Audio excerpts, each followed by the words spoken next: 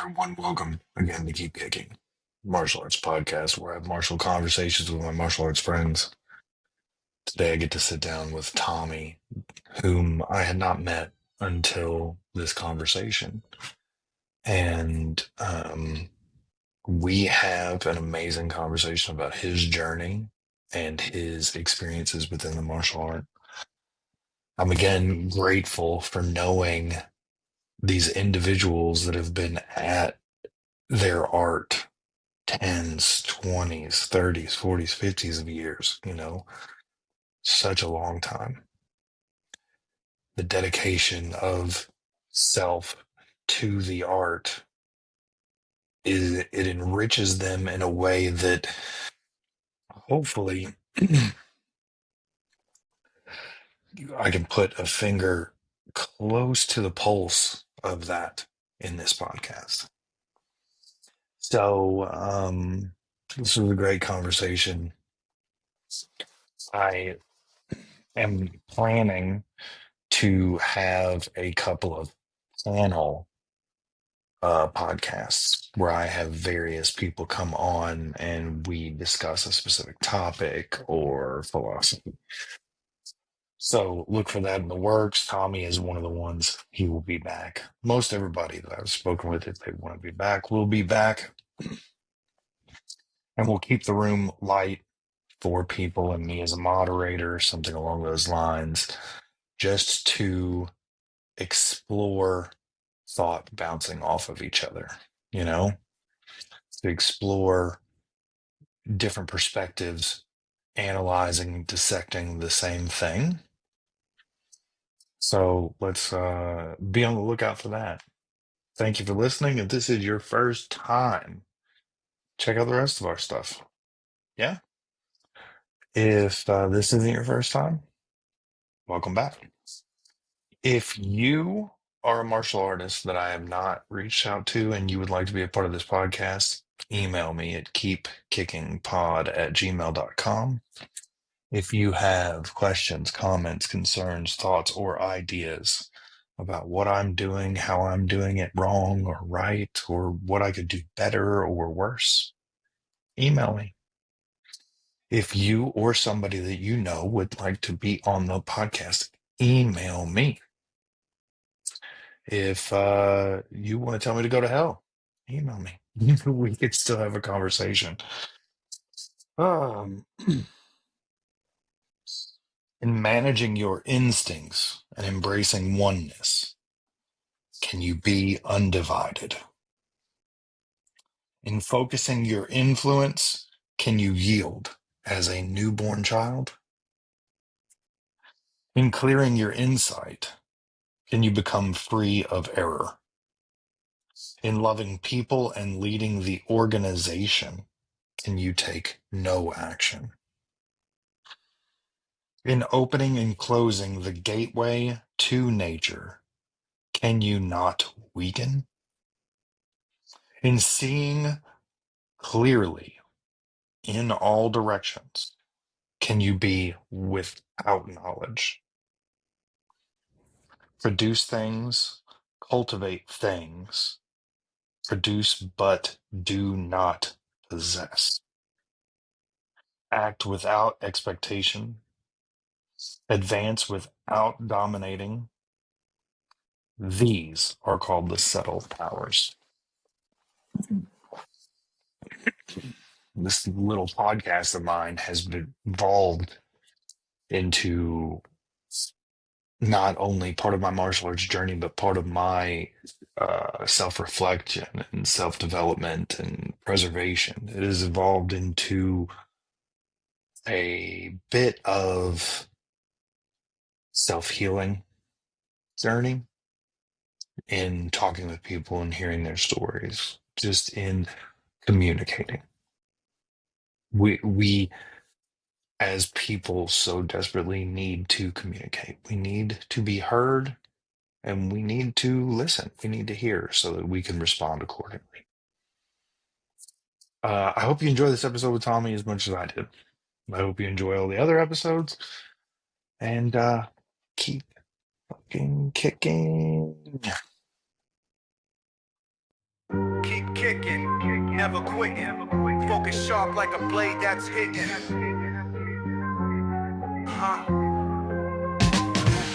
From white belt dreams to the master flow, Paul Coffey's got the mic, now the stories grow. Technique entails discipline and fire. Each guest brings truth to inspire. Keep kicking, step into your power. Keep kicking, moment to the hour. Every strike, every fall, every rise. It's a journey through a warrior's eyes.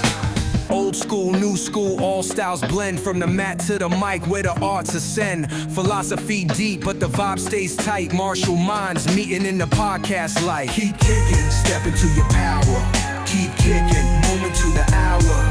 Every strike, every fall, every rise. It's a journey through a warrior's eyes. Keep kicking. Keep kicking. Paul Coffey leads and the journey begins.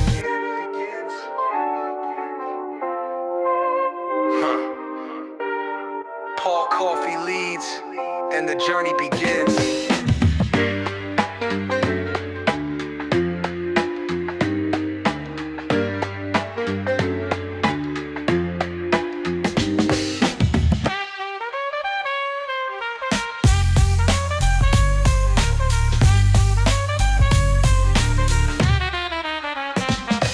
Technique entails discipline and fire. Each guest brings truth to inspire. Keep kicking, step into your power. Keep kicking, moment to the hour. Every strike, every fall, every rise. It's a journey through a warrior's eyes. Keep kicking. Keep kicking. Paul Coffey leads and the journey begins.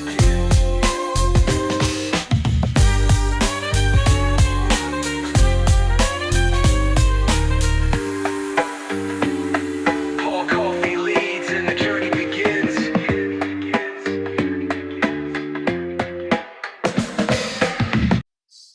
Hello, everyone, and welcome again to Keep Kicking, martial arts podcast where I have martial conversations with my martial arts friends. Today, I am joined by Tommy. Tommy, want to introduce yourself? Hi, I'm Tommy Given, or Sifu Tommy Given. I've been in the martial arts my whole life.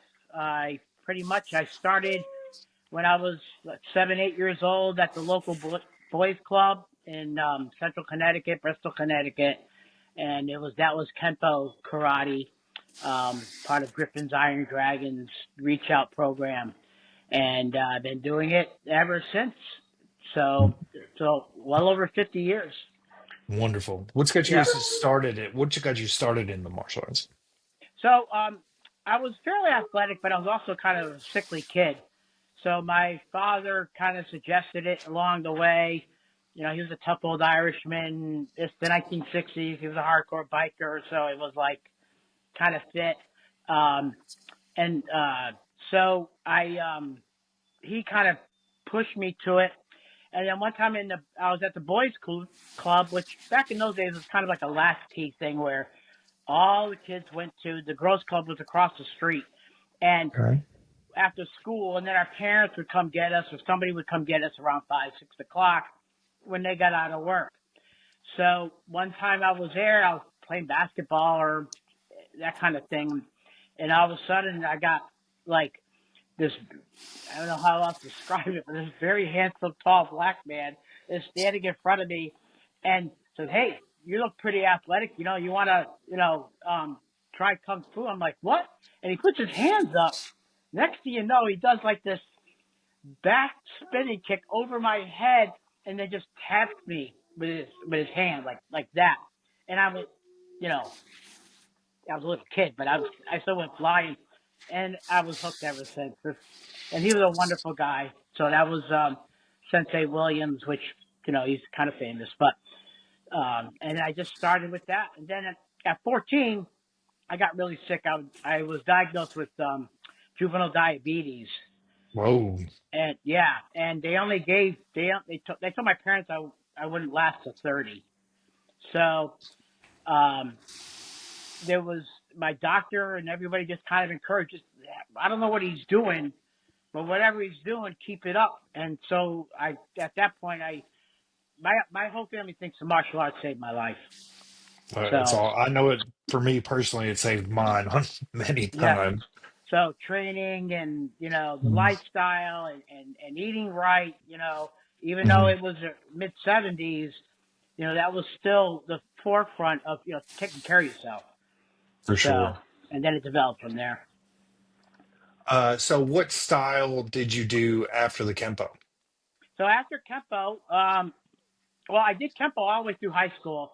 Okay. And then, um, I earned my black belt back then. And I actually, played minor league baseball for a little while. So I was going on and off. And Okay. then while I was traveling, I got introduced into Aikido. So I started taking Aikido a little bit. And then I tried out for a couple of the, when I realized I wasn't going to be a pro ball player, I flattened out. I hit double A and I was like, yeah, I ain't going to make it. So, um, I transferred over and I tried out for a couple of martial art teams and like, holy crap, I made it. So I was That's on a cool. few martial art teams. So I got exposed to a lot. I was on the East Coast demo team and a few other ones that were popular back in the early 80s. And so I was never the superstar, obviously, but I was good enough to make the team. So I got to Right. compete. I got to meet a lot of people, got to travel, and set up some really sweet security gigs, you know, and that kind of thing. So, and then by the time I was late 20s, early 30s, I started getting into the internal martial arts. Started taking kung Okay. fu, tai chi, qigong, Hmm. bagua, and that kind of thing. And then I was studying Kali at the same time. And then through kung fu, I got introduced to silat and other knife fighting and other stick fighting and stuff. So, and that's where I remained from like my early 30s until now. Okay. And so is Yeah. that what you teach currently?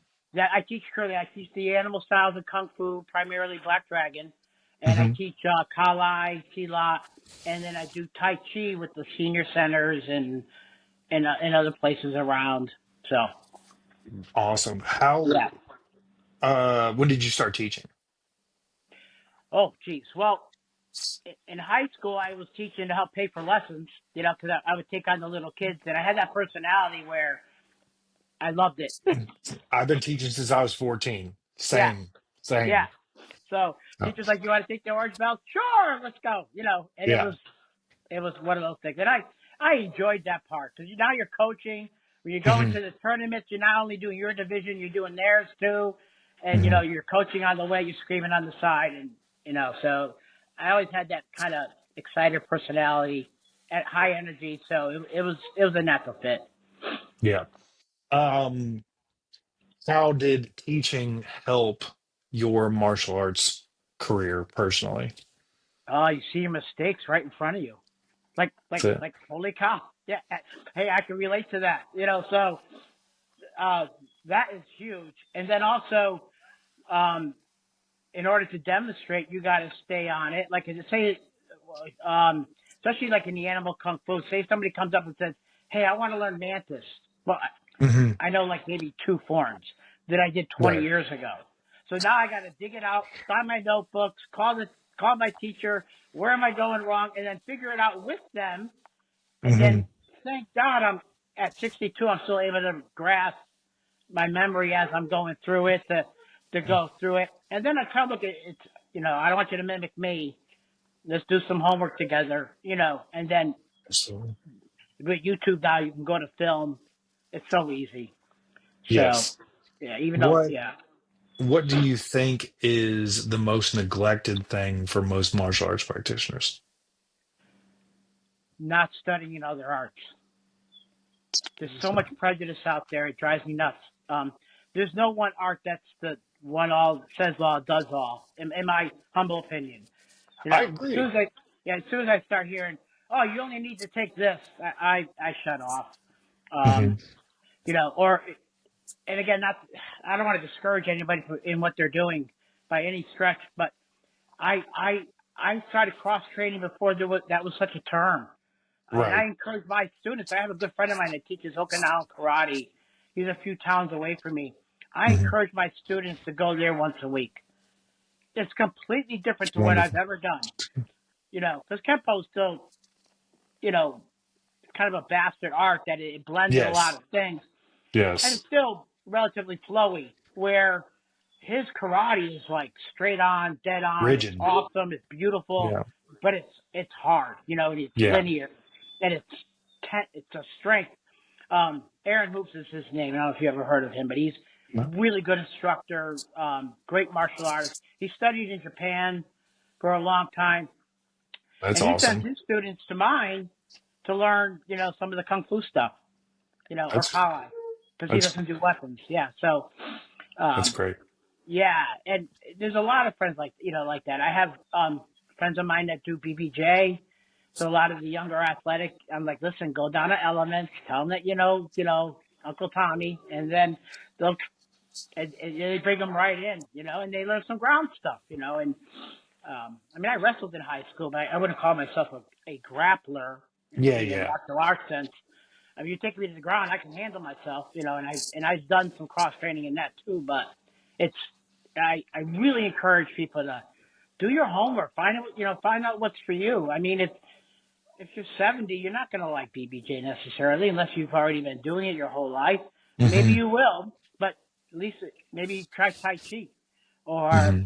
or maybe one of the karate styles that not involving a lot of kicking, but all hard hand stuff, or Hmm. Goju Ryu where you're really applying your internal art. So there's a lot. I think everyone should to do their homework that way. You know. You also hit on something. We've talked about that before on this podcast about, fundamentally we're different structures and we're different people, personalities. So we're going like between you and me, I don't Mhm. know how tall you are. I'm 6'5" and a half. I'm short. I'm 5'8". So There you go. So yeah, so just that one difference, we're going to fight fundamentally different, but you touched on something that nobody else has, and that's that, me at 6'5", what I did in my 20s is not what I'm doing in my 40s. And so like the arts not only evolve personality level, but also evolve with you at age. sure. Like Yeah. you were probably phenomenal at Taekwondo when you were 25 years old, right? Right. Yeah. Yeah, Kicking, kick, kick, yeah, kick, kick, kick. At 40, I still kick, but it's much less kicks. yeah. Well, I still kick at 62, but Yeah. you know, my first shot's not going to be to your head, Right. And especially and your head. first shot is So probably not the kick. I'm no, not gonna lead with the kick unless I don't have my arms, I don't think. right. I'm being sarcastic, but yeah, Yeah, yeah, yeah. yeah. So, but you get in tournaments, and I make my students go to not all tournaments, but open tournaments where you'll face a Taekwondo person, for Hmm. example, Hmm. or they'll face like somebody from the Bill Wallace system. You're gonna have to learn to get that foot out of your face, or you're gonna Right. be in trouble, right? Right. And backing up ain't gonna help. You got to Hmm. sidestep it. You got to move to the thing, or not be there when he throws it, or one of boxing kind of ducks, or you're gonna be in a lot of trouble, and it forces them to learn, and they like it when my guys come because they're not used to somebody spinning behind them, Right. Right. or going into a form they've never seen before, Hmm. or stands. And the stands are kind of, you're not make believe, but you're mimicking an animal. So now what are you going to do, right? Right. So it's, Or they usually don't at those tournaments get a lot of experience with people that can yield, correct. you know? Yeah, So that's like, big.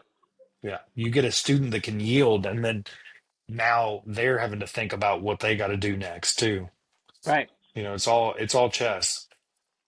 So, what has kept you going? What has kept your love for the art alive? Well, I'm fairly inquisitive type guy. I'm curious. Right. And, and it used to scare the hell out of my parents because they thought I had no fear. I had fear, but it was, well, wait a minute, I'm going to get curious about this. So, and that's like my first step in teaching too, is like, if something really scares you, figure out why. Like, get curious about it. Why am I afraid of this? Why am I afraid of that? And enter it from that point of view. I do a lot. I don't know if you know, but my school is free. I teach free to the Oh. public. Yes. So it's a nonprofit. And the reason I opened it because there was in my area, like a lot of northern New England, killed with the opioid crisis and, and factories leaving, going down south or overseas. And so it's difficult. So, but like a lot of my students are recovery or they're single moms, and I do an all ages class where whole families come and they're practicing with their kids right there. So Mhm. it's phenomenal because now you can really see. All right, so what's really scaring you? Well, to be honest with you, walking out of the supermarket at 7 o'clock at night in the winter. All right, Mhm. let's get curious about that. Or, whatever they're afraid of, Mhm. and then I tell them too, put it on your refrigerator. Whatever you're afraid of, write it on your refrigerator. So it's staring you in the face every time you open up that door. And then turn that into curiosity. Why am I really afraid to do this or do that? And it becomes interpersonal, which makes sense, but now they can address it. So that love to helping others in that sense is my last 15, 20 years of why I keep going. Plus, I'm a freak. I mean, I practice every day. I still watch the movies. Yeah. I love meeting new people. Yeah. I go to a lot of events. I'm heavily involved with Whistle Kick. I don't know if you know them. Mhm. So I'm in their awards committee and different things, and I do a lot of their workshops and stuff. So that meeting other people. Mhm. So like with free training day and all that, and so I get asked a lot to go to other places to do what I do, Mhm. and what you see now, like in the cameras, how I teach. It's all right, what's coming up right now. What do you want to learn on? What do Okay. you want to do?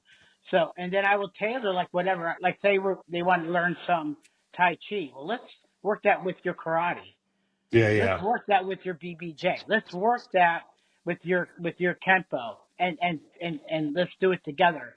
So where Mhm. that if your stance can maybe just alter a little bit and maybe get something out of it. So That's one that I will love that. I also teach in recoveries here. Like I go to the recovery facilities and do some teaching. Mainly like just trying to give those folks something to occupy idle hands and idle minds, you know. what I found it Um, works. I actually got the local AA and NA people yeah. when they come to my class, they can check it off as a class. So it Oh, helps. That's why I don't use. Only reason I interrupt you because they could help you in getting them to come. We're like, listen, I got to go to a meeting. I can't come tonight. But wait a minute now. You can check this off as a meeting, yeah. and I'll call your sponsor for you, or however. And that's helped a lot. And they were once they came and they watched a few times. One of them actually became a student. But Yeah. once they realized that it does help them. It doesn't help them with the confessing part, but it does help them, Hmm. take on their challenge. Yeah. Well, I think that I teach that motivation and discipline are not things that people have, and that they're muscles that we all have, and some people have worked to them longer, you know. And so part of the curriculum is show up and do this for yourself in place of whatever you were struggling with. Kind of Oh, that's helps. yeah, it does. Um, so that's pretty interesting, man. Do you use like is it grants or sponsorships that pay for the program, or do you just donate your time, or All right. So, long answer short, yes. um, so I'm a retired lineman now, electrical lineman. okay, So, I have a decent monthly, it's considered, low monthly income, but right, right, it's right. And then at 62, I qualify for Social Security as well. So my hmm, insurance is there. yeah, Um, and then being diabetic for so long, I got a partial disability as well. okay, So it all came together. So I could donate my time. I made that available. hmm, And I'm not a couch potato, so that and as much as I like fishing, I couldn't do it every day. So um, I started about 15 years ago now, uh, approaching different people on this idea of a nonprofit martial arts school, and I didn't know anyone who else who was doing it. Okay. Just offer it to the community for free. Well, um, it's kind of bragging a little bit, but with my reputation and because people knew me in the community, quite a few businesses got on board. Listen, I'll pay your insurance as long as you keep it for free. I'll give you the floor space as long as you're not charging anybody. So I take over the floor of a church, the whole basement Very cool. for the school. We just keep it clean when we leave, Hmm. and a couple local businesses they pitch in for my insurance. I get because that's the expensive part is Yeah. obviously martial arts school insurance. So then um, I do seminars and stuff, and that puts gas money and beer money in your around. Right. I don't drink. You know what I'm saying? No, Yeah. it's Yeah. there. Um, there. I do accept donations generally, and that's what that pays for, like the weapons. Hmm. Because I give everybody a free, when they first come in. Here's your rubber cowlight sticks to start you off. Here's this. Here's your first uniform. Um, I don't wear a uniform necessarily, but I make sure they're comfortable. Here's your t-shirt. Just come in with a t-shirt and a pair of sweatpants. We're good. You'll Hmm. earn your sashes. You'll get your certificates. It's all legit that way. And then I don't make them pay for testing either. Good. So that is usually done a couple times a year as a party. Hmm. Oh, a martial art party. Yeah. We'll Yeah. get to Yeah. Yeah. 11, but it's Right. there's cake later, right? So, um, and that usually that will cover the certificate if they're getting a signed sash or engraved sash. I make that offer. This is what it is. Here's my cost. You know, if you want to get one, and by then they're working Yeah. Yeah. usually. So, and then I get discounts through, Whistle Kick and other places as well Hmm. because of because I volunteer my time for them. So it works out. It's not always a headache. It's an incredible way to put it together. And also, I extremely appreciate you doing that. Like, that is wonderful. And one, it keeping you active because if you were a couch potato with diabetes and all the other stuff, Oh, you I'd be probably, 400 pounds. Yeah, yeah, you probably yeah. would be in a much different situation. But you're turning your negative into a positive for other people and helping them. I appreciate that. Most people don't believe I'm 62 once they see me move. I don't think you're 62, just looking at you right here. You Yeah. know? So, I well, mean, there's a lot of gray there, but you're it's older than me because of the gray, but you got a lot of yeah. life in you, brother. Thank you. I So, appreciate that. well, but also people don't think that I'm 42, Right. You don't look you it. know? You know? Yeah. I think the martial arts is a fountain of youth. I think it keeps us young as long as I we think it keep does. doing Too. it. Yeah. Um, let's talk for a minute about the differences between your styles. Do you teach Okay. you teach in the rehab people internal art as well as external as well Yes, as? most of them come to my kung fu and tai chi concepts class. Okay. So, and I just go over the concepts, show them some moves, some practical things, some qigong standing, Hmm. um, short form in tai chi just to get them moving, and don't really get into necessarily the combative part Hmm. of that. But if they're interested, then a lot of them come to the kung fu class, and then that's a straight up, you know, kung fu, and then the the the concept class works well too because then, like, say you were coming with whatever art that you have, it's Hmm. just the concept I'm showing it. You're going to apply it to how it works with you, I like that. right? I So like that. for example, if you're standing and you're doing kind of you're rooting and you're Hmm. getting your power that way. You're learning to Hmm. focus on that, and you're Shinki Chuan, and you're getting your outward push going. Yeah. Um, that all helps no matter what art you have. When you're rooting, you're going to get a lot more power. When you're Hmm. present in that moment, nothing else is going on. Obviously, you're in the zone. But what what really what do I want to say? I don't want to say experience, but people start tapping into Tai Chi and Qigong and other meditations, yoga, internal arts, anything like that. You realize that you can get in the zone at will. Hmm. Like when you're younger, you're playing basketball, you find yourself in the zone. Like I'm in that zone, I'm there, I can't miss. Hmm. But how do you get there? Concept Hmm. class teaches you how to get there. So it's not an on and off switch, it's always on. Hmm. So you just constantly move that way. So sometimes you're doing a kata or a form, and you did the same form for 5 years now, Hmm. twice a week, an hour, whatever it is, and also one day you Right. get it. That's what the concept class is about. How to get there. So I like that. Do you let students dictate what concept you're going to cover, or do you have a concept in mind, or a bit of both? both happens.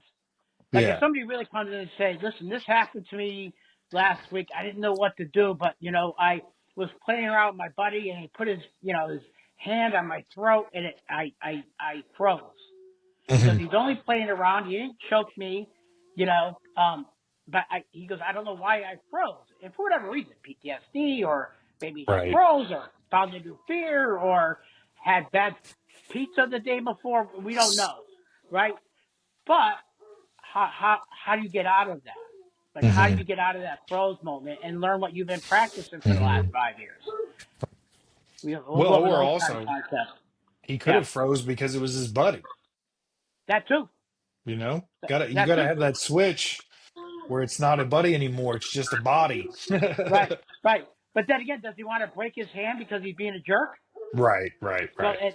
right, and so maybe who knows? But it's Maybe it's a dial instead of a switch. yeah, right. You give him a full on blown Kodagosh, and the guy's wrist is now and he's doing flopping like a fish on the floor only because he put his hand a little too close to your collarbone than you like. Right. Because Yeah. they were fooling around. They were playing. Right. So Well, Um, talk some more about the comp. Did you compete as well as I getting your did. students to I did. compete? I competed. Oh God, over 10 years. I was pretty Okay. good. Um, you know, room full of trophies, whatever. But Yeah, it's yeah, so. But I competed. Nationally and internationally. There's a few stories out there, like getting in trouble in East Germany and stuff. But yeah, so that's another podcast. But I got to meet a lot of the people, and again, I was never the superstar, but I met them. So yeah. it was pretty good, and I did that. Brought me. I did security for a long time for Copic and Lynch. They were music promoters, Yeah. Hmm. so I did a lot of shows. Like when That's Roadhouse awesome. came in, that was like we all were like mandatory to watch it. So but it was I did a lot of concerts, so I got to meet a lot of people that way as well. So What did you gain from competition that helped your martial arts? patience was one. That's key. Um, yeah, um, I can be excitable, and I really don't have a temper, but I can get Hmm. wicked competitive, where it comes off as I'm mad or emotional or whatever. So that after a few years, I was able to handle that as well. Where okay, you can stay competitive, but you don't need to be a jerk about it. So it was, you know, Absolutely. yeah, I yeah, competitive uh exercise is very good for people that are a little impulsive. yeah, yeah. It So helps tone that aspect down. oh, and the thing is too, I was like again being that curious cat kid. Well, what if I try that? Well, that didn't work out so well. And I, so it helped a lot with that as well. And then um, that transition from playing, having fun, sparring, um, light contact, some full contact.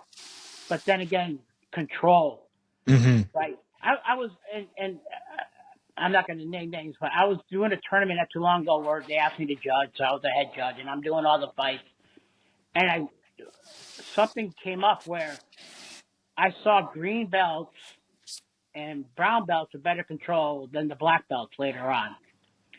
It's funny, I said something. I'm like, you guys are black belts. Supposed to be light control. Keep it a light control, or I'm really going to show you how to hit somebody. And they both Right. just kind of looked at me. They knew who I was, and I had enough, you know, say at that moment, like, you guys are being ridiculous. There's no reason, Right. you can't take that shot. If you can't control it, don't take that shot. Absolutely. Like a back spinning fist or, a spinning hook kick. If you can't control it, don't throw it. Right. You know, okay, nobody wants to get hurt here. Everybody, wants to have dinner later and play with their kids. So No it was, hospital runs. yeah, no hospital runs. So I mean, and they did calm down. They realized it was just Hmm. the moment. But I don't that part. I actually went to I don't know if you know Steve Watson. He's a good friend of mine. Yeah. He's the world champ Well then. Tai Chi push hands Hmm. guy. So I was like, I'm like, I was like, bro. He goes, what? I said, how is it these black belts don't have the control to to be able to to do what they want to do? And he just kind of shrugged his shoulder. He goes, apparently they're not teaching patience in that one school or whatever. And I was like, wow. So yeah, Well, and also, uh, I've seen a lot of black belts that have more trouble controlling their emotion. And it's almost like, controlling emotion is in waves. right. At black belt, they're at this part of the wave. So That's true. You they, know, the ego has something to teach and something to express. well, well, you touched on something there. I mean, martial arts is the one, I believe, activity you can do where it's completely, and I mean this in all politeness, gender neutral, or it doesn't matter who you are. For sure.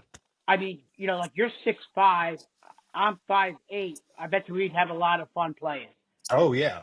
right? 20 years difference in age doesn't matter. Hmm. So, and we're both going to learn something from one another, and probably laughing our butts off in the middle of it a few times. Like, hey, nice shot, that was good, right? Right. Um, Only martial arts can do that. Like if in Right. any other sport, someone's going to get hurt or whatever's going on. And then also, like the best thing you can ever hear from a martial art teacher is, "I'll see you next week." Right. You don't hear that anywhere else, right? So Right.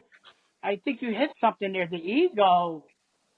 I don't know. Guys with big or girls anyway. People with big egos Hmm. usually don't last or hang out long in where I'm teaching, no Right. matter where I was, because it's like Well, it's not about that.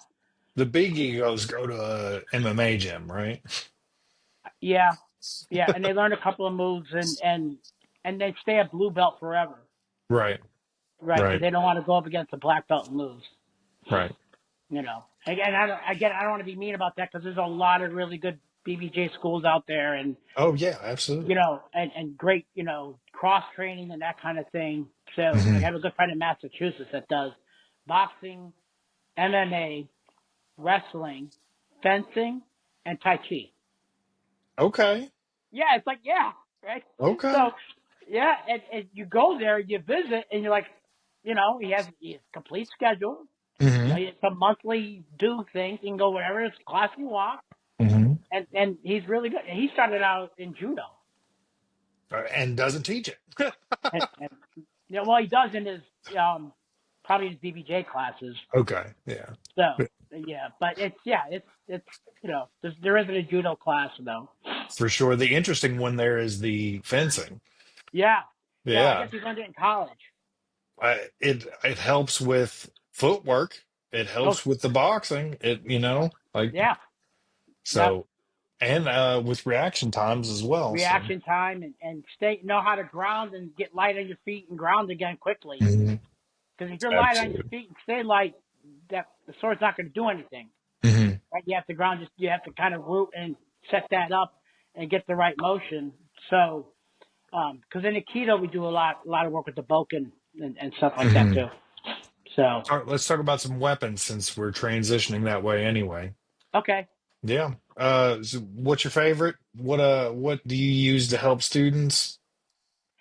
Well, For me, I'm always the idea is you're struggling with something, we're going to give you something else to work on, you know? so you're going strength based. Yeah.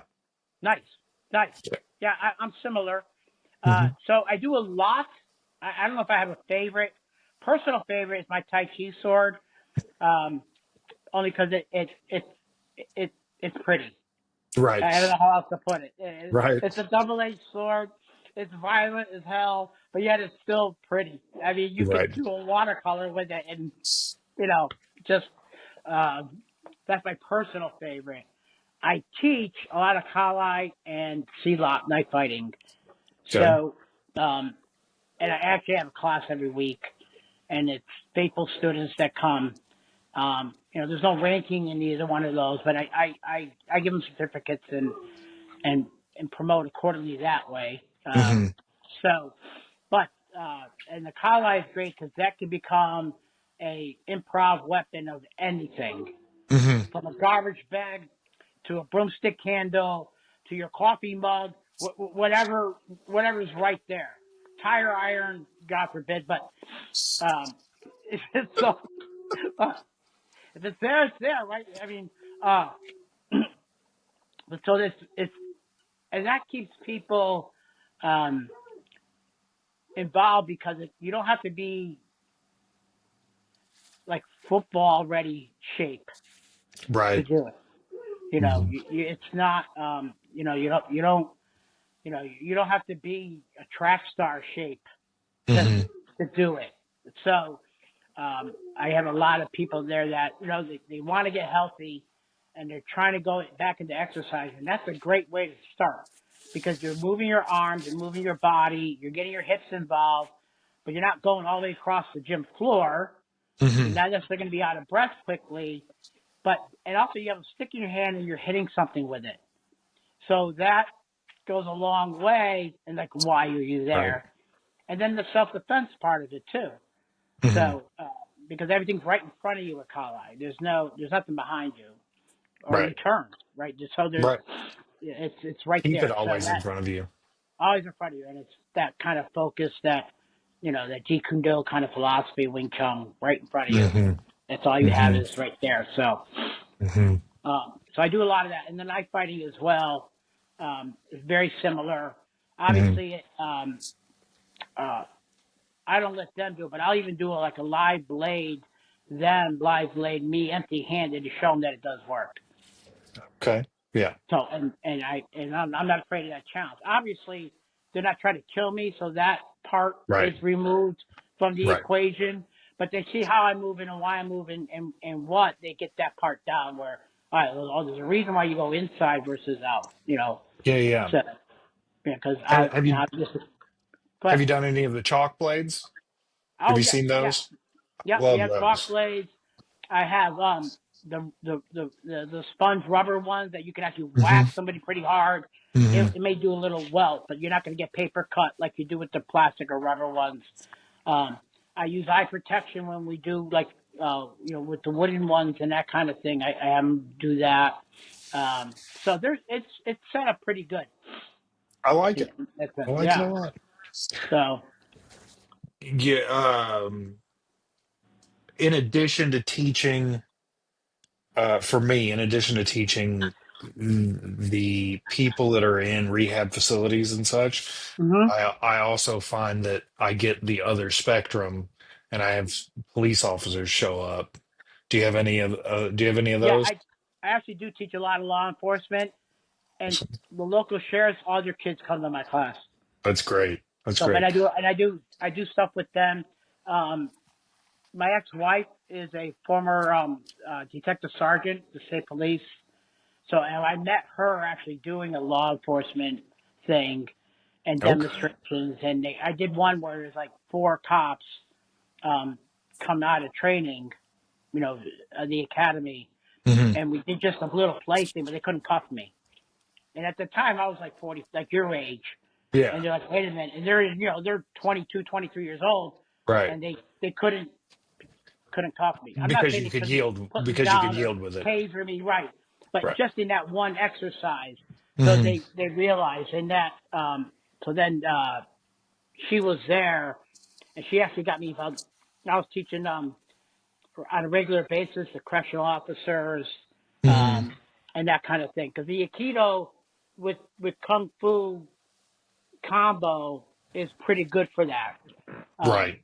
Because you don't want to go to your ground necessarily, especially if you're guarding a prison. I mean, Yeah. Yeah. Yeah. Well, yeah, if you that. go to the ground, you don't know if a guy has a knife. You don't know. There's too Well, in many a prison, it's variables. one against 105 at that point in time if Right. you're on the ground. So Right. you know, and they and I when I did also work before I became a lineman. I did work for Pinkerton and Wells Fargo Security, and so I've had a Okay. lot of training. I worked for Burns International guarding places that everybody knows where they are but don't exist on paper, kind of thing, like Right. nuclear Fair. plants and weapons development, and so Right. I had a lot of security training um, Hmm. before I became a lineman. There's no money in that. And it's not worth Right. getting shot at for $12 an hour. So I called my uncle up. Can you give me the union? Sure. So I Okay. did that. How'd Kung Fu help you be a linesman? Oh, I balance.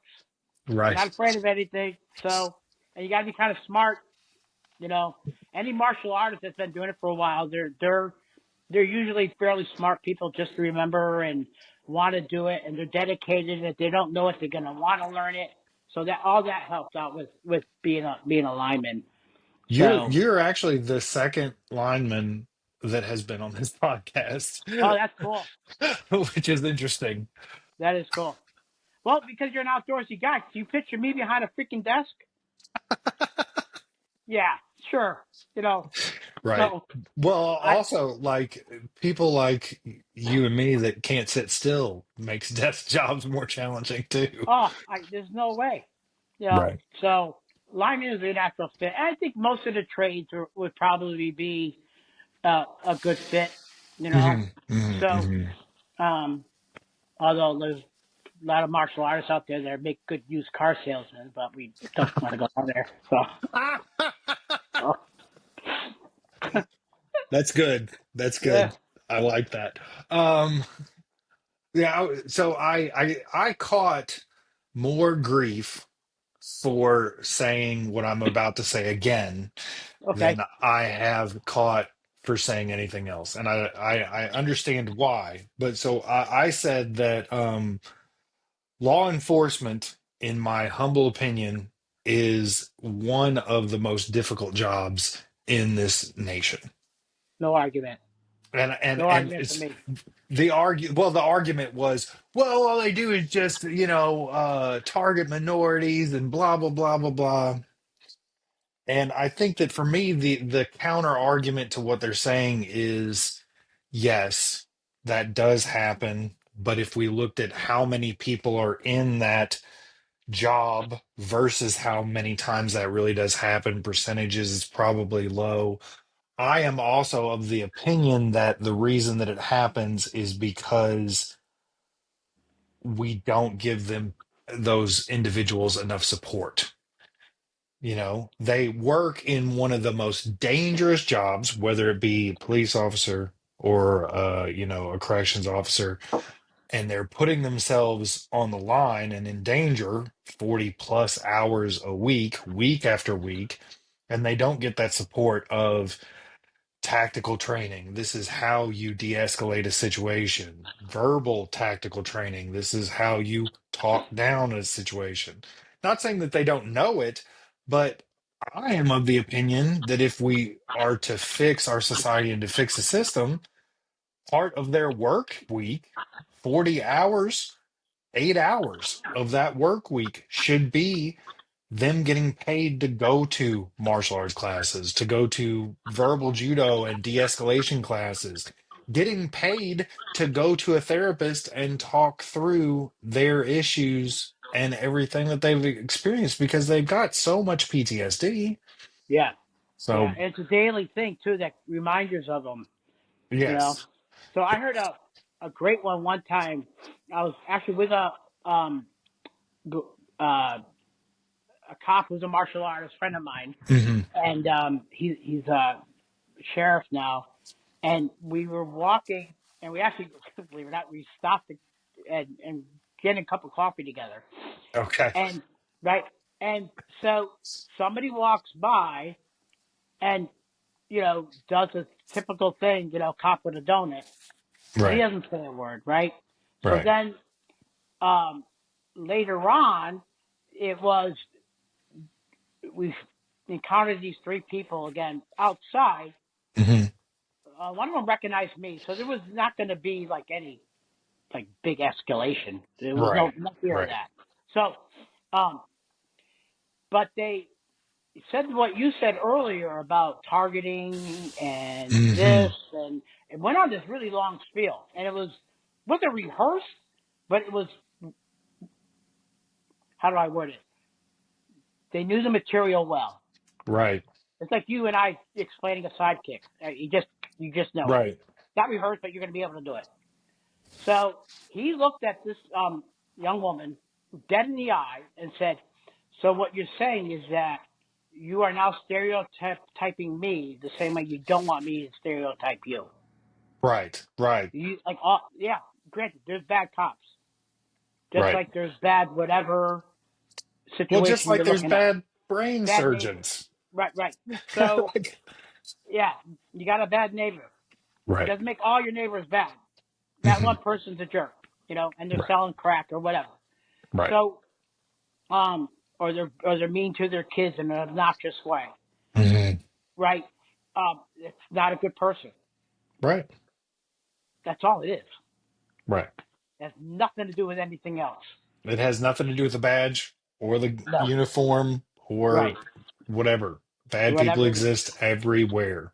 Yeah. And if you saw what that cop has experienced, I mean, he's an Afghanistan, Iraqi vet. I mean, you know, been through two wars, airborne ranger. He gets out. What else did he get to do? He became a cop. Right. You know.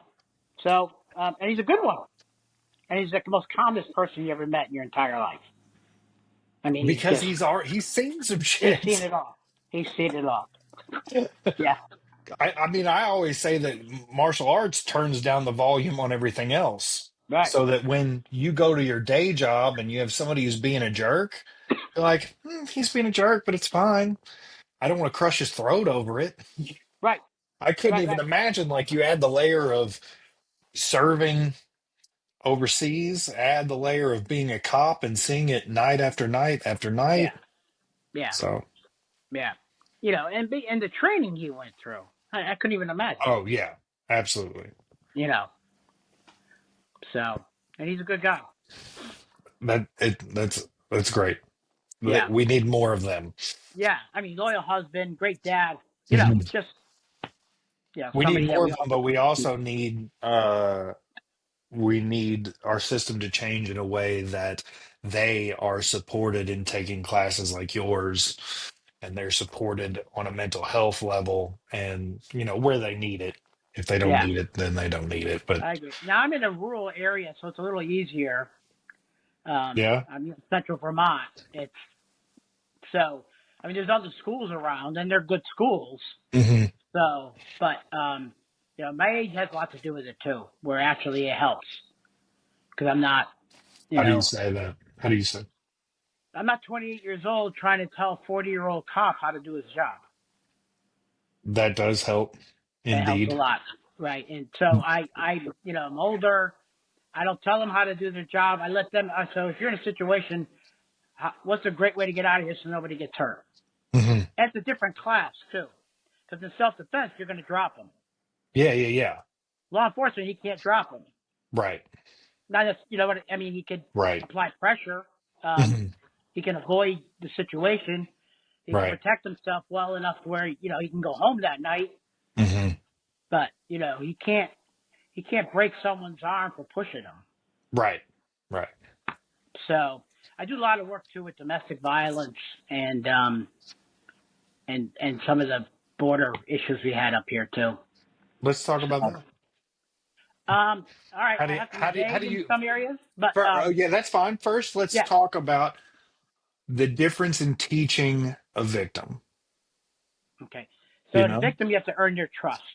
Absolutely. So you start off with exercises where there's absolutely um, zero fear, Hmm. right?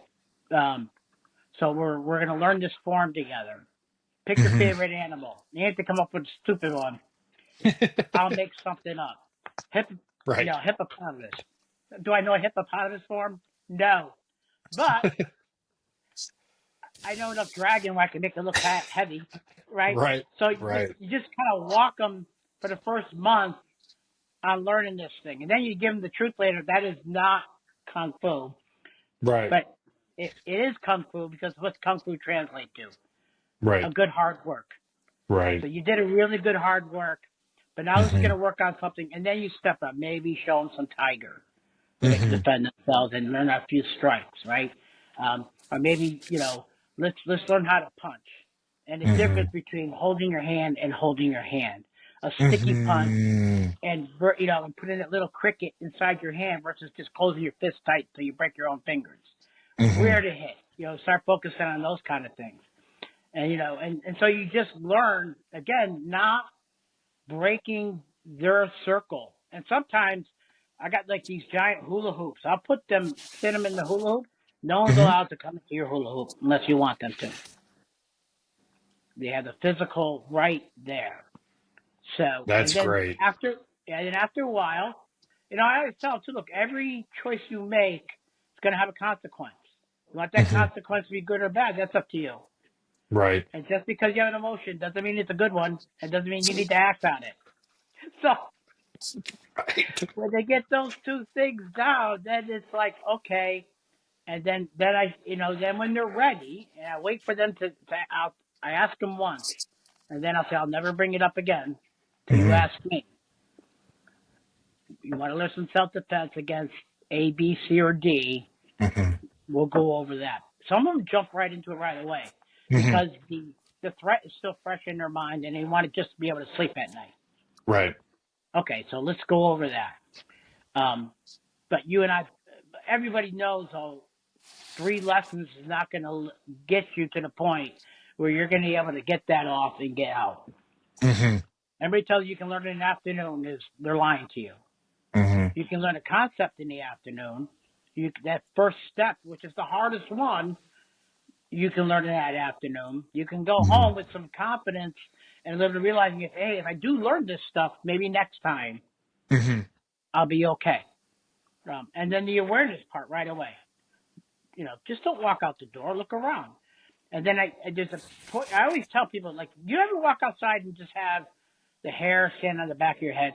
Hmm. If your body's telling you there's something wrong, there's something off. Hmm. Well, instead of getting scared, get curious about it. Why did that Right. happen? Right. In my case, it's probably a bear on the other side of the field. I live You, in Vermont. do you live in the sticks? Yeah, well, yeah, middle of nowhere, bro. Okay.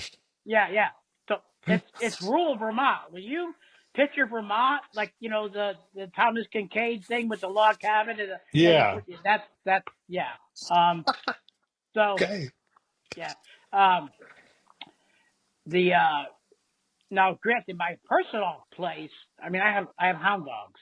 I have one Hmm. now, but you're not approaching my place without the Right. world knowing. I mean, Right. they're hound dogs. You can hear them a mile away. So, and they'll smell you a mile away. So, That's also um, self-defense. yeah, yeah. So the reasons, um, but if it could be just that there was a skunk around the corner. Maybe there was Hmm. a pothole there that your body figured out, but you're not sure. So you go Hmm. back in, you get a flashlight, and find out why you got nervous all of a sudden.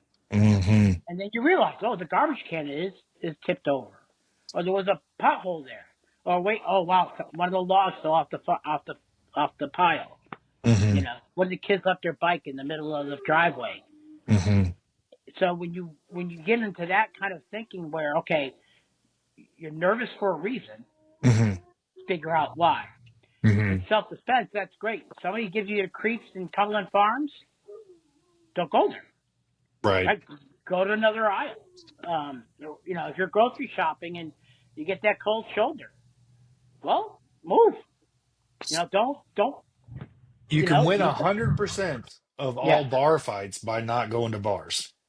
correct, correct. So might be a lonely life, but yeah, yeah, Right. yeah, There's a give and take, but right. you could. But yeah, but if you go with your friends, I mean, I'm not a drinker, Yeah, so but yeah, I, yeah, yeah. um, but like anybody else, the occasional social beer that kind of you're out with your Right. friends or your family. That bar happens to have the best pizza in town. You get it. You could do that and not worry because Hmm. you'll know, all right, Hmm. it's time to go. Absolutely. You know, Listening, listening to yourself, being in tune with yourself, that's an important concept of martial art that I don't think is taught enough. you're right. I Yeah. don't because maybe they don't know. Okay. You know, there's a lot of watered down branches. Let's be honest. A lot of stuff Yeah. that's been lost. It's all in the form and in the kata. But Right. how many people even know it's really there? Or Right. bunkai, right? That's the Japanese way of bringing Yeah. that out. It's there, Hmm. um, but they're just going through the motions, or Yeah. waiting for the next medal or the next sash or belt, and not Or really. certificate or tournament or Yeah, you know. Yeah, I went to yeah. Paul Coffey's class. Yay, right? Yeah. Or I went to Right. Tommy Gibbons' class. Yay. Right. Dude, what did you take from it? Right. What did you learn? Will I see you next week? Right? Right. Like when I do seminars, I always have them do a survey at the end. Like, what did you like? What you didn't like? Oh, that's good. Talk to me. That's You good. know? I'm stealing this hula hoop idea. Stealing it. Oh, So please. yeah. Yeah, take it. No, I'm taking that for Yeah. sure. Okay, so one of the other questions that I like to ask is if you could teach or give every martial arts practitioner one thing, it can be a concept, it can be a philosophy, what would it be? Oh, we already talked about it. Turning turning fear into curiosity. That's good.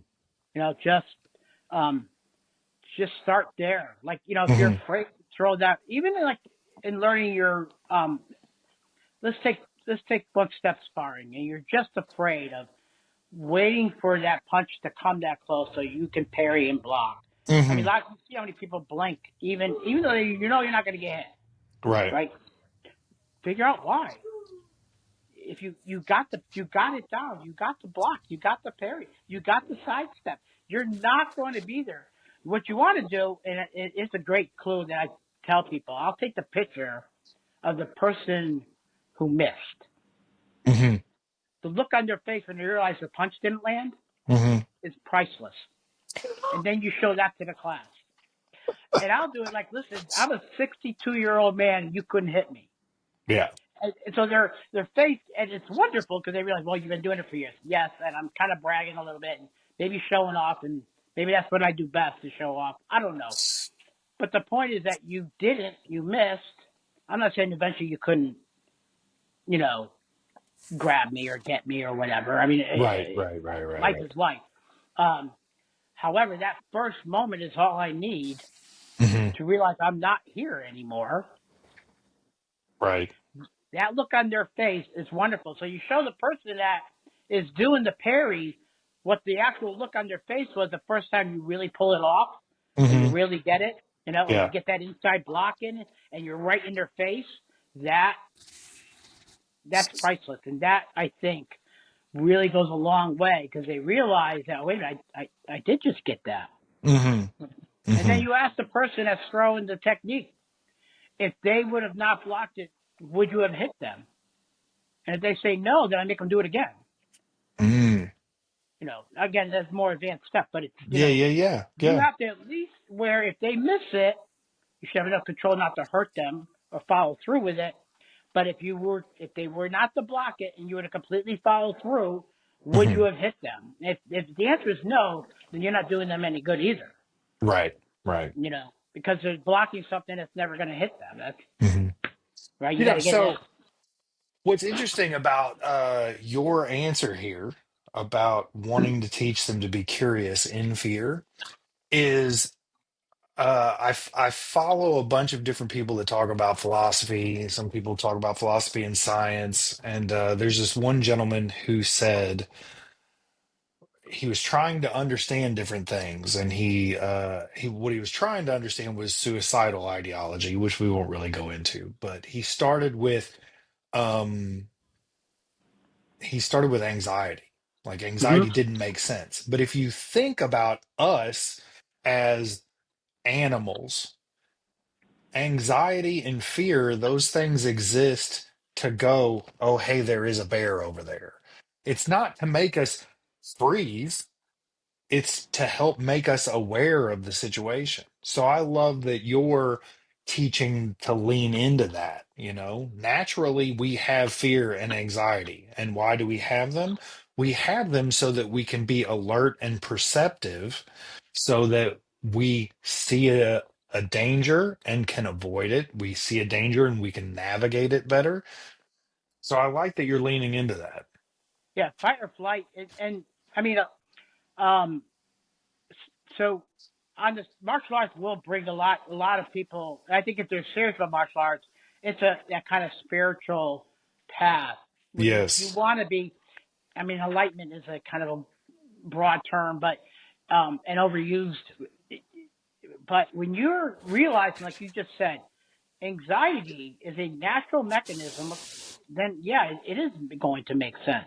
Hmm. Over anxiety, crippling anxiety, that's the stuff that you want to learn from and get past. Like you can Hmm. have anxiety, but not necessarily crippling. But why is it crippling to that person and not to me or you, say? Right. Right? That's where the curiosity, as teachers, we can go into why is that crippling that person? Now, there's chemical imbalances. I'm not a doctor, Right. I'm not, Right. Right. I'm, Right. I'm not a psychiatrist, but I did adopt a special needs a daughter. Um, yeah, and she, poor thing. But anyway, um, she's fine now. She's living in a group home. She's 35 years old. So, Wonderful. we adopted just shy of her third birthday, and Hmm. she had no hair because she pulled it all out and ate it. Oh. Yeah. So, and and the diagnoses were what they were, that and they just pile on and all that. But through love and patience, Hmm. um, you know, she she's come such a long way, and she doesn't have that crippling anxiety anymore. That's beautiful. It's beautiful. So, um, there's, and I'm not the only person with that story. There's Yeah. social workers out there and foster care parents and you know, like law enforcement, like you said, how many of them are in the clinical part of it? Um, I mean, we probably both know a lot of pastors or Taoist priests or people that Hmm. are just spiritual. Their only thing in life is to help other people, Right. you know. So, I mean, when we talked about the boys club when I was younger, one of the people that helped us in class was a priest. He like boxed for the Marines or something in 1940, whatever it was. Like okay, you know. Okay. So yeah, it's if you have something to share it, right? Absolutely. How did martial art help you with being a foster father? Um, well, it wasn't my idea. I just kind of went along for the ride. Yeah. Um, but once she came into my life, I fell head over heels in love. The Yeah. girl just wanted to be loved. So Hmm. and I have a natural daughter as well, and she was a big help. Hmm. So yeah, it was a family thing. Being a Good. martial artist, I obviously gave me the patience and the ability to kind of take the pain when the hard parts came, because she would bite herself until she bled. I mean, it was the poor thing. Yeah. So, um, but I mean, again, with time, a lot of great social workers as well. Hmm. We got funding. So, I mean, she went to the Jenga School in Connecticut, which is a school designed for autistic and other, you know, so she was in good hands for her Good. entire life until once she came with us. So, Hmm. um, and even now, so she does really well. Like when I first got her, she only knew like 4 words. Now At you can't get three? her to stop. You know? At Yeah, three? yeah. She's Okay. still on her hands and knees. Didn't walk yet. Oh goodness. She could, but chose not to. Mm. So, So she was in a very not nurturing environment prior. right. Well, Yeah. um, so I'm not going to name names, but her mom was severely mentally challenged, Hmm. and dad was bipolar schizophrenic on meds. Okay. So, it was a tough spot. I mean, most of the credit goes to my ex-wife. She's a saint. To Yeah. this day, is Yeah. still a saint. So, she just she's the she actually works in the school system, and you know does still to this day. That's great. So, yeah, she's yeah That's pretty great. amazing. Yeah, that's a special heart there. Yeah, for sure. That's good. Yeah. What is there something that you would like to say that you didn't get a chance to say to any students, whether they be day one students or day 32-year students? So for any student, I would say give it time, Absolutely. give it time, and because it doesn't come overnight. Hmm. However, when looking back on it, it's going to appear like it came overnight. If you're in a plateau, change it up. Hmm. If you find yourself plateauing out, change it up. Do your workout backwards. If you usually hit the heavy bag, then go into your forearms, do your forearm first, then go into heavy bag. Hmm. Um, ask your teacher more questions. Always ask questions. There's no such thing as a dumb question. It can be silly Absolutely. or funny, but that's not Absolutely. dumb. So always ask questions. And for teachers, um, I would say always invite them back. You know, Absolutely. you're not their judge. Hmm. Just no matter who it is. I never turn anybody away from my doors. And I teach in a church. Right. They probably won't be comfortable upstairs on Sunday morning, but they are in my class. Right. I don't turn anybody away. Right. So and I get that, and that's part of it as well. You know, um, there I'll send you my logo later. Right in the Hmm. logo, I have it's about joy, love, peacefulness, patience. It's it's not about us. So as a teacher, you got to realize it's not about you. Yeah. You probably shouldn't be teaching. Right. So but again, that's pretty opinionated on my part. I get that. So, Well, um, you can't be around in the thing in martial arts for as long as you have without forming opinions. yeah, You know? yeah, and mine Like, tend to be strong, and I'm yeah. fairly vocal about them. Hmm. Um, but I'm not afraid to talk to anyone. Like if Right. somebody disagrees with me, I don't find that as a challenge. Right. We could You know, talk it's like through it. let's talk through it. Let's figure out why.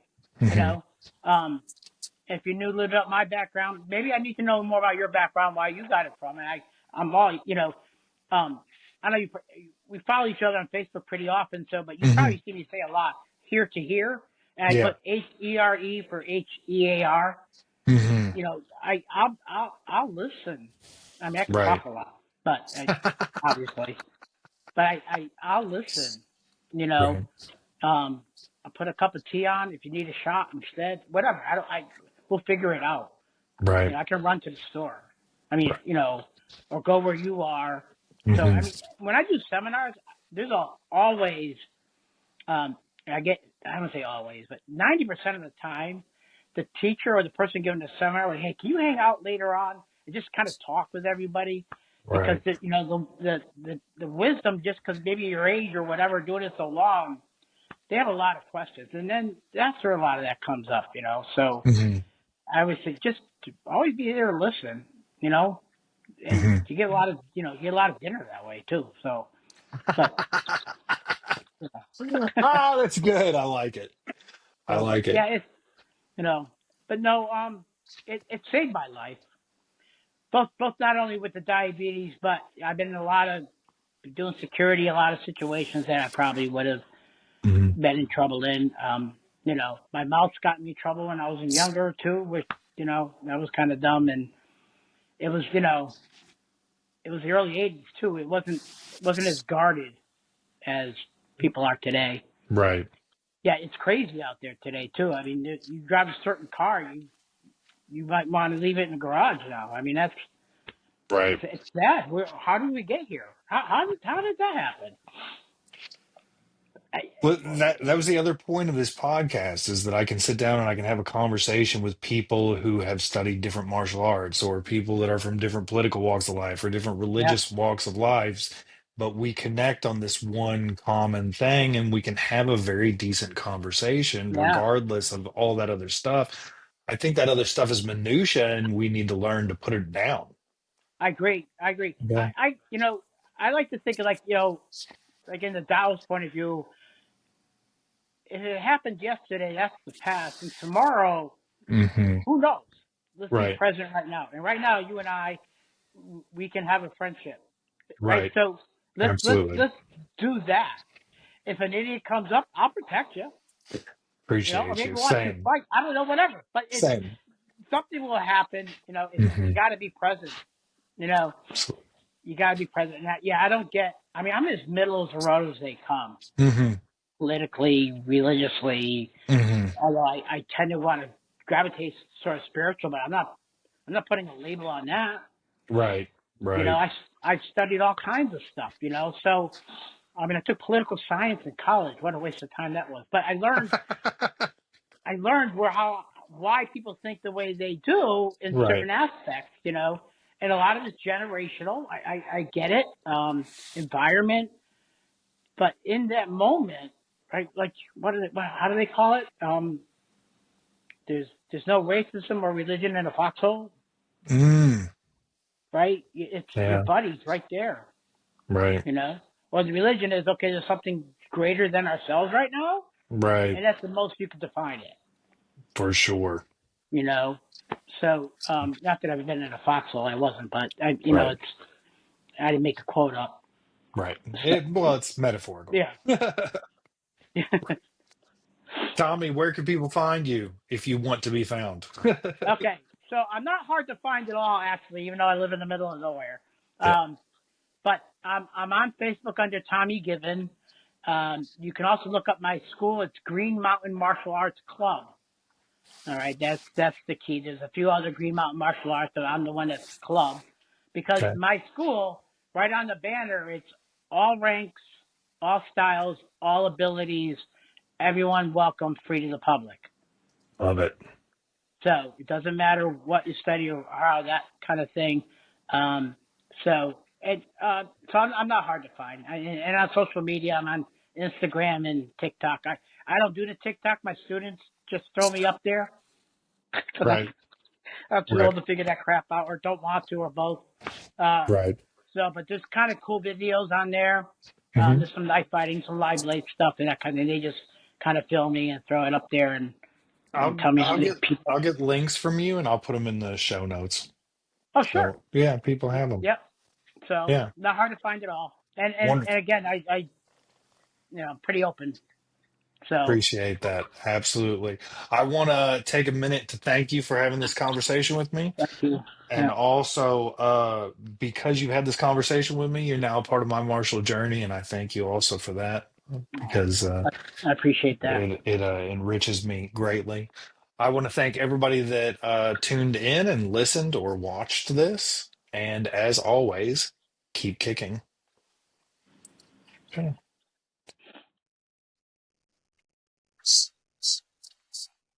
Thanks once again for listening, for being a part of my martial arts journey. Thank you to Tommy if he is listening to this. I know it's weird to listen to yourself talk, so sometimes the guests do not listen to their own interviews. I understand that as an artist, you have to kill the projects after you've created them. So I get it. But thank you, Tommy. Thank you to my audience. Thank you to my students. Thank you to all the masters that have preceded me that were gracious enough to pass down knowledge to me so that I can pass it to other people and so that I can use it to cultivate myself. Thank you to martial arts. Thank you to existence, because by definition, it cannot not exist. Keep kicking, everybody.